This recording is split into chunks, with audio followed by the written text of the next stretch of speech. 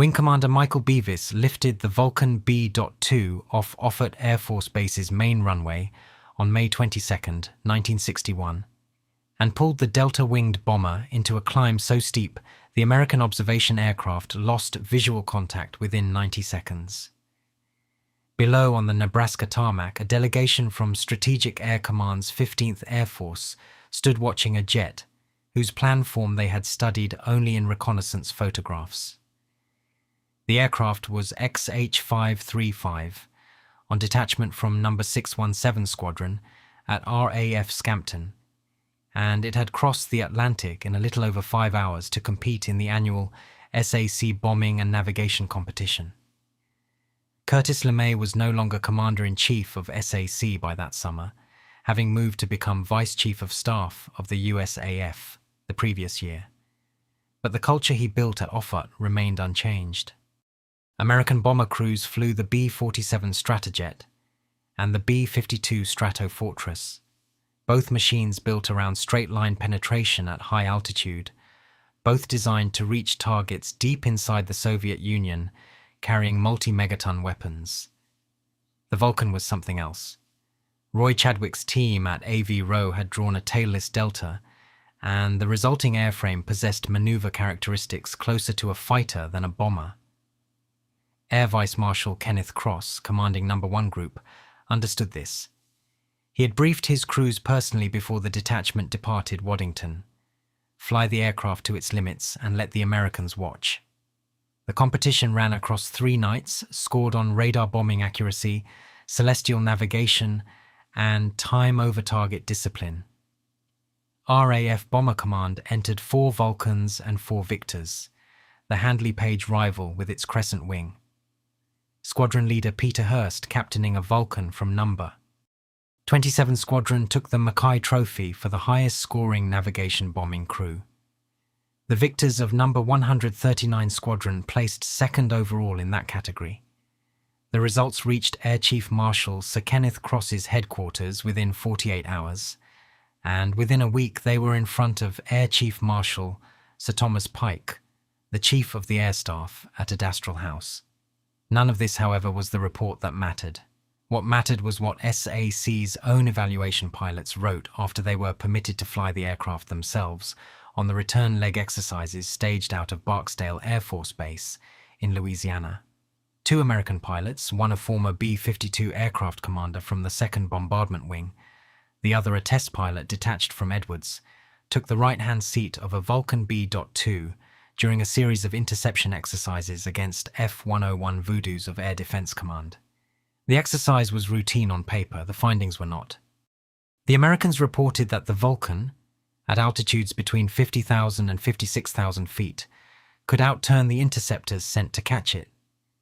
They reported that the Delta Wing, at heights where the B-52 grew sluggish and the B-47 became a straight-line target, could pull sustained banked turns of 60 degrees without stalling. They reported that Voodoo pilots, closing from astern with radar lock, watched their targets simply rotate away. One American evaluator wrote in a memorandum forwarded to Headquarters SAC at Offutt on June 14, 1961, that the Vulcan possessed maneuvering characteristics superior to any bomber in USAF inventory. That memorandum did not remain in Nebraska. Copies moved through channels to the Pentagon, to Bowling Air Force Base, and eventually across the Atlantic to the Air Ministry in London. By July 1961, Sir Solly Zuckerman, the chief scientific advisor to the Ministry of Defense, had read it. What it implied about the survivability of the V-Force over Soviet territory would shape British nuclear thinking for the next 4 years. The Vulcan's origin lay in Operational Requirement OR.229, drafted by the Air Staff in January 1947 and approved by Sir Stafford Cripps's Cabinet Subcommittee that autumn. The requirement asked for an aircraft capable of carrying a 10,000-pound bomb over 3,350 nautical miles, at a cruising altitude of 45,000 feet, and a speed of Mach 0.87. In 1947, no such aircraft existed anywhere in the world. The specification was, in the words of Sir Frederick Handley Page, asking for a machine that must be invented backwards from its target. The target, though never named in the operational requirement, was Moscow. Prime Minister Attlee's decision to build a British atomic bomb, taken by the GEN.163 Committee on January 8, 1947, without reference to the full cabinet, presupposed a delivery system. The Lincoln bombers then in service with Bomber Command could not reach the Soviet capital from any British base. The Washington B-1S, loaned from the United States, could not carry a British weapon. Something new was required, and 3 manufacturers were invited to tender: A.V. Rowe, Handley Page, and Vickers Armstrongs. Roy Chadwick at Avro proposed the Delta. His chief aerodynamicist, Stuart Davies, had studied captured German research from Alexander Lippisch's Messerschmitt team, and the Delta wing offered a solution to the problem of combining high subsonic cruise with the low-speed handling needed for landing at British airfields. Chadwick did not live to see the aircraft fly. He was killed on August 23, 1947, when a Tudor II airliner crashed at Woodford after control cables were connected in reverse during maintenance. Davies took over the design work. The first prototype, VX-770, flew from Woodford on August 30, 1952, with Rowley Falk at the controls. Handley Page's answer was the Victor, using the crescent wing his aerodynamicist Godfrey Lee had developed from other German wartime research. Vickers offered the Valiant, more conservative in shape, quicker to build, intended as insurance against the failure of the more radical designs. The Air Ministry ordered all 3. The decision looked profligate. It was in fact hedging against exactly the sort of technical setback that would strike the Valiant a decade later. By the summer of 1956, all 3 V-bombers were entering service. Valiants of No. 138 Squadron at RAF Wittering carried the first British atomic weapon, Blue Danube, a 10,000-pound plutonium implosion device with a yield of around 15 kilotons. On October 11, 1956, a Valiant of No. 49 Squadron dropped the first British hydrogen device, Short Granite, over Malden Island in the Central Pacific during Operation Grapple. The yield was around 300 kilotons, well below the megaton target.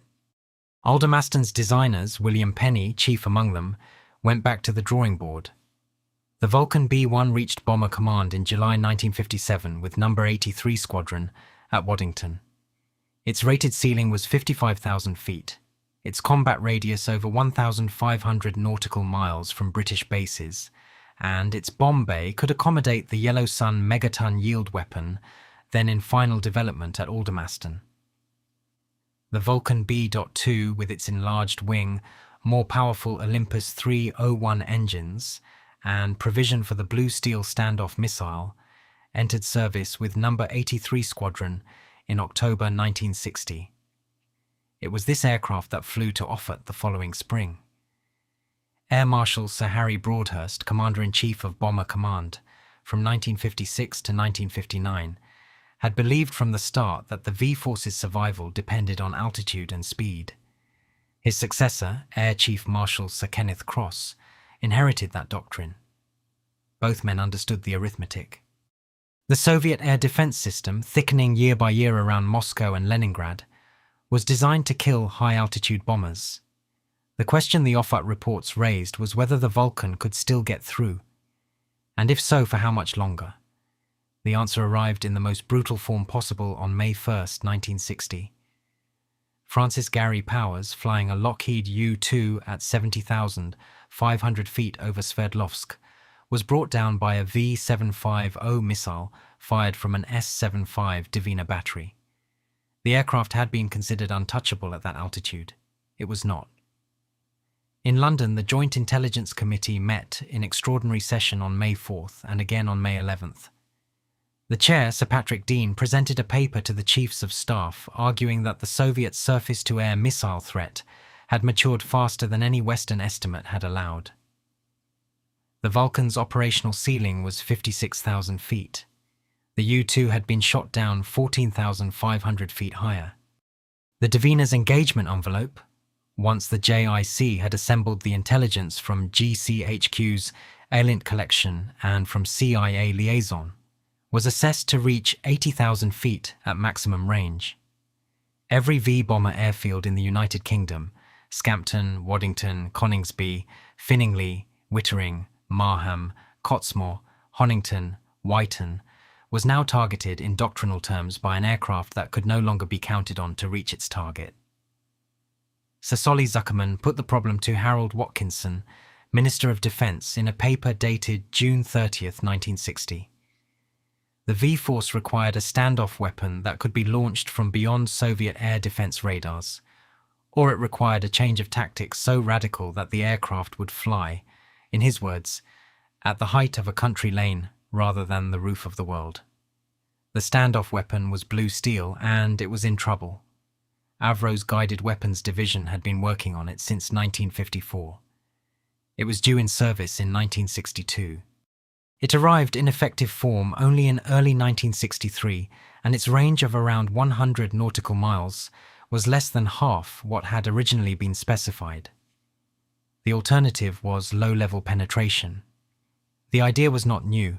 American SAC bomber crews had begun low-level training in 1959 in response to the same intelligence about Soviet SAM development. But the Vulcan had been designed as a high-altitude aircraft, and its airframe had been stressed accordingly. In November 1962, the RAF began trials of low-level flight profiles with Vulcans of number 617 Squadron at Scampton. The results were mixed. The aircraft could do it. The crews could do it. The airframe over time could not. Metal fatigue accumulated at rates the original engineers had never modelled. The evidence from the American test pilots at Barksdale 18 months earlier now took on a different colour. Those reports had spoken of the Vulcan's manoeuvrability at height. The question in 1962 was whether the same delta wing that could outturn a Voodoo at 55,000 feet could survive terrain-following flight at 500 feet over the North German plain. The answer worked out over the next decade in trials at Boscombe Down and in operational squadrons across No. 1 Group was yes. But only just, and only with structural strengthening and resparring programs that consumed a significant fraction of the RAF's maintenance budget through the late 1960s. By October 22, 1962, when President Kennedy addressed the American nation on Cuba, the V-Force was still formally a high-altitude force. The Vulcans and Victors of Bomber Command went to Alert Condition 3 that evening. 24 aircraft at 15-minute readiness sat at the end of their operational readiness platforms with their crews in the cockpits. What those crews thought they could achieve over Soviet territory at their designed altitude against the air defences they had by then been briefed on is a question the surviving pilots have answered in different ways. Air Vice Marshal Manol, commanding the Bomber Command Development Unit at Finningley, spent the week of the Cuban crisis at his desk with a slide rule and a set of target folders. His task was to work out, using the best JIC estimate of Soviet air defense dispositions, how many V-bombers would reach their targets from a British launch. The figures he produced remain classified in some respects, but his general conclusion, later paraphrased in his own memoir, was that around two-thirds of the force could be expected to penetrate at high altitude in the first wave. What the second wave might find, if any of it flew at all, he could not usefully estimate. Harold Macmillan received a version of that assessment through the Cabinet Secretary, Sir Norman Brooke. The Prime Minister's reaction, recorded in his diary entry for October 26, 1962, was characteristically dry. He wrote that the V-Force represented a formidable but perishable asset, and that its value lay chiefly in existing at all. This was not a dismissal. Macmillan understood better than most of his cabinet that the credibility of British nuclear deterrence depended on the Soviet General Staff believing that some fraction of Bomber Command's aircraft would arrive over Moscow, Leningrad, Kiev, and the naval bases at Murmansk and Sevastopol. The question of exactly what fraction was, in deterrence terms, secondary. The Kennedy administration, over the same week, was thinking through similar arithmetic on a much larger scale. Robert McNamara's whiz kids at the Pentagon had been running assured destruction calculations since 1961. Their figures assumed the American strategic force alone would deliver a knockout blow. The British contribution to American planners was a useful supplement rather than a decisive addition. This asymmetry mattered. It shaped every conversation between London and Washington on nuclear matters for the next 30 years.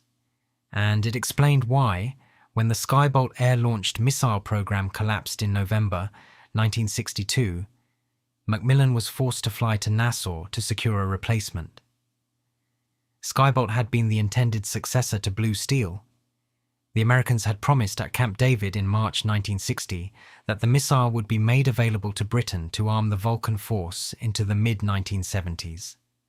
On November 7, 1962, Roswell Gilpatrick, Deputy Secretary of Defense, informed the British ambassador that the program was likely to be cancelled. McNamara confirmed this on December 11th. Macmillan met Kennedy at Nassau on December 18th and 19th, and in a negotiation Sir David Ormsby Gore, later described as the hardest of Macmillan's premiership, secured Polaris. The Polaris Agreement, signed on April 6, 1963, transferred the British deterrent from air to sea. The Vulcans would continue to carry nuclear weapons, WE.177 freefall bombs, and the improved Blue Steel, into the 1970s, but their strategic primacy was gone. Bomber Command was subsumed into Strike Command on April 30, 1968. The V-Force, in doctrinal terms, became a theatre nuclear force assigned to SACEUR for missions against Warsaw Pact targets in Eastern Europe, rather than the Soviet homeland. The Offutt evaluation from 1961, buried in Air Ministry files, took on a peculiar significance in this reordered world. Its findings about the Vulcan's maneuverability were, in the end, more relevant to low-level penetration in a European theatre war than to the strategic role for which the aircraft had been designed. The American observers had reported on an aircraft optimized for a mission it would never fly. They had, without knowing it, described the qualities that would keep the Vulcan operationally useful in an entirely different one. Group Captain John Slessor, grandson of the Marshal of the Royal Air Force, and himself commanding No. 27 Squadron at Scampton in the mid-1960s, later described the transition from high-level to low-level flying as the hardest thing this force ever did to itself. The Vulcan B.2 tail number by tail number was inducted into a modification program at Woodford. The wingskin was thickened. The main spar was reinforced. A terrain-following radar was fitted in a small dielectric fairing beneath the nose. The aircraft was repainted from anti-flash white, which had reflected the fireball of one's own weapon at altitude, to a disruptive grey-green camouflage designed to break up its outline against European farmland. The crews retrained. Low-level navigation at 500 feet, at speeds of 350 knots, over ground, the Soviet radar network could not resolve, required a different set of skills from stellar navigation at 50,000 feet. The Blue Steel missile was retained but modified for low-level launch, its trajectory altered so that it climbed after separation before diving on its target. This modification, known as the low-level Blue Steel, entered service in 1964 and remained operational until Blue Steel itself was retired in December 1970. The RAF also in this period took on a new nuclear weapon, the WE-177. Designed by Aldermaston as a lay-down parachute-retarded freefall bomb, it came in three variants, A, B and C, of yields ranging from about 10 kilotons to 450 kilotons. The WE.177B, the strategic version, was cleared for service in September 1966. It became the standard Vulcan weapon for the rest of the aircraft's nuclear role. A Vulcan crew flying a strike profile from a British base into East Germany or Poland would approach the target at low level, pull up in a semi-loft maneuver, release the weapon, and turn away hard while the parachute slowed the bomb's descent, long enough for the aircraft to escape the fireball. Simulated strikes on Warsaw Pact targets were flown, on paper, every week. The targets were briefed to crews in individual folders held in the squadron intelligence sections. Airfields, marshalling yards, command bunkers, and army headquarters east of the Elbe. The Chief of the Air Staff, Sir Charles Elworthy, in a paper submitted to the Chiefs of Staff Committee in April 1966, argued that the V-Force could reasonably expect to place its weapons on around 80% of assigned targets in a first-day strike, on the assumption that dispersal orders had been given and aircraft launched before Soviet counterforce weapons arrived. That assumption depended on warning. It depended on the Joint Intelligence Committee, on GCHQ's Y-service intercepts of Warsaw Pact traffic, on the network of Bricksmiths and Socksmiths liaison officers watching Soviet forces in East Germany, and on the American DEFCON alert system into which British forces were integrated. It depended above all on Downing Street being willing to give the release order in time. The RAF's own war games, run through the 1960s at Bomber Command Headquarters at High Wycombe, tested this chain repeatedly. The results distilled into an annual paper for the Prime Minister were sobering. Warning time from the moment Soviet forces began to disperse to the moment their weapons could reach RAF airfields was estimated, by 1968, at as little as 4 hours for a bolt from the blue attack, and perhaps 24 hours for a graduated escalation. The V-Force needed 15 minutes from the release order to be airborne. The window in the worst case was tighter than any planner wished to acknowledge. The dispersal plan existed on paper from 1958. 26 airfields across the United Kingdom, from Kinloss in the north to Tarrant Rushton in the south, were designated to receive V-bombers on the order to disperse. 4 aircraft to each airfield in most cases, spread thinly enough that no single Soviet weapon could destroy more than a handful. The airfields ranged from operational RAF stations to former wartime fields kept in reserve care and maintenance, some no longer possessing anything more than a runway and a small caretaker detachment. The dispersal exercises were run under the code word Mickey Finn. The first in March 1962 tested the system's capacity to move a nominal force in the time available. The results, reviewed by Air Marshal Sir Kenneth Cross, were considered acceptable but not encouraging. Some airfields could not accept aircraft in the numbers planned.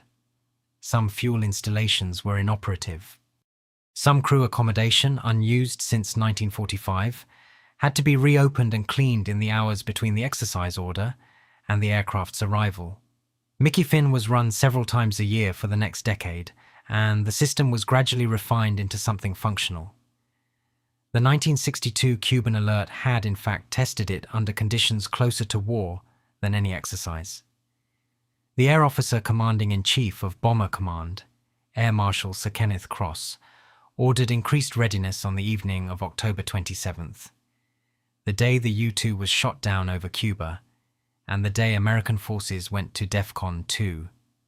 Cross did not disperse the force. The order was never given from Downing Street. Macmillan later explained his reasoning to Sir Norman Brooke. Dispersal would have been visible to Soviet intelligence, might have been interpreted in Moscow as evidence of British aggressive intent, and would have added a British provocation to a crisis already at breaking point. He judged the risk of appearing to escalate greater than the risk of losing part of the force in a first strike. This decision remains debated. Sir Michael Quinlan, later Permanent Secretary at the Ministry of Defence and the leading British nuclear theorist of his generation, argued in retrospective essays that Macmillan's judgment had been sound. Others, including some of the V-Force commanders themselves, thought the Prime Minister had cut it too fine. Air Vice Marshal Menaul, in his 1980 book Countdown, recorded his belief that had the crisis continued another 48 hours, dispersal orders would have become unavoidable, and the political effect in Moscow could not have been controlled. Between 1963 and 1969, the V-Force existed in the peculiar condition of a strategic weapon whose credibility was maintained largely for the benefit of the Soviet General Staff's target planners in the Warsaw Pact rear areas. The transfer of the strategic role to the Royal Navy, the first Polaris patrol was carried out by HMS Resolution, departing Faslane on June 14, 1968. Removed from Bomber Command, a mission it had held for 22 years. The last British hydrogen bomb dropped from an aircraft was released over Christmas Island on September 23, 1958, during Operation Grapple Z. The last Vulcan strategic strike exercise, run under the code word Kinsman, took place in March 1969. When the aircraft flew afterwards on its assigned NATO strike mission profiles, the targets were increasingly tactical rather than strategic, and the aircraft's ceiling was measured in hundreds of feet rather than tens of thousands. Air Chief Marshal Sir Dennis Smallwood, Commander-in-Chief of Strike Command from 1969, oversaw the transition. The Vulcan, he told the air staff, would have a useful life yet, in the role for which it was not designed, and perhaps that is the best test of any aeroplane. The aircraft's second career began in earnest with the introduction in September 1975 of the AGM-45 Shrike anti-radiation missile as a defensive fit on Vulcan B.2s of numbers 44, 50 and 101 squadrons at Waddington. The Shrike had been procured for a different purpose entirely, for the Falklands Campaign that no one in 1975 could have predicted. It arrived in RAF service against the possibility of a European conventional war in which V-bomber crews might have to suppress Warsaw Pact air defense radars during a penetration mission. The weapon was fitted, tested, and mostly forgotten. Argentina invaded the Falkland Islands on April 2, 1982. The nearest British airfield capable of supporting long-range operations was Wide Awake on Ascension Island, 3,900 nautical miles from Port Stanley. No other RAF aircraft in service, not the Buccaneer, not the Nimrod, not the freshly delivered Tornado, could reach the islands and return without an extraordinary refueling effort. The Vulcan by this point was 15 months from retirement. It was also uniquely among Strike Command's aircraft capable of the mission in question. The planning began at Waddington on April 9th under Air Vice Marshal Michael Knight. The operation was codenamed Black Buck. Its objective was to place a stick of 21,000-pound bombs across the runway at Port Stanley, denying the airfield to Argentine fast jets. The aircraft assigned, Vulcan B.2 XM607, would refuel 5 times from Victor tankers on the outbound leg alone. The total distance from Wide Awake to Port Stanley and back was 7,860 nautical miles. It would be the longest bombing raid in history to that date. Flight Lieutenant Martin Withers of No. 101 Squadron captained XM607. His co-pilot was Flying Officer Peter Taylor. The aircraft took off from Wide Awake at 23:50 Greenwich Mean Time on April 30th, 1982, along with a reserve Vulcan and 11 Victor tankers of numbers 55 and 57 squadrons. The refueling plan, worked out by squadron leader John Reeve of the Victor Force, required a cascade in which each tanker gave up fuel and then turned back, with a smaller and smaller number continuing south. At the mid-Atlantic transfer point, the last outbound Victor discovered its own fuel state was lower than planned. The tanker crew captain, squadron leader Bob Tuxford, gave XM607 the fuel it needed and turned back knowing his own aircraft might not reach Ascension. It did on fumes. XM607 descended from 43,000 feet to 300 feet at 40 nautical miles from Port Stanley, climbed to 10,000 feet for the bomb run, and released its stick at 07:46 local time on May 1st. One of the 21 bombs struck the runway close to its centerline. The rest fell across the airfield and its surroundings, damaging aircraft and installations.